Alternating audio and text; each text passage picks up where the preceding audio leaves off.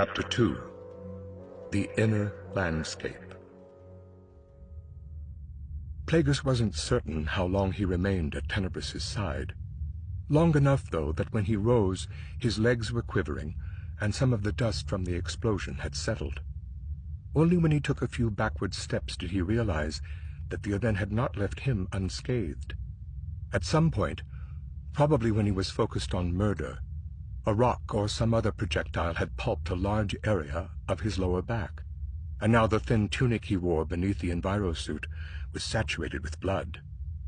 Despite the swirling dust, he inhaled deeply, eliciting a stab of pain from his rib cage and a cough that spewed blood into the hot air. Drawing on the force, he numbed himself to the pain and tasked his body to limit the damage as best it could.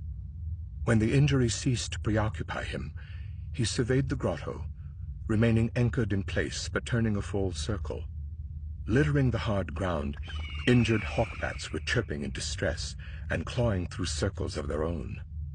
Far above him, a beam of oblique and dust-mooded daylight streamed through the dome's large oculus, itself the result of an earlier collapse.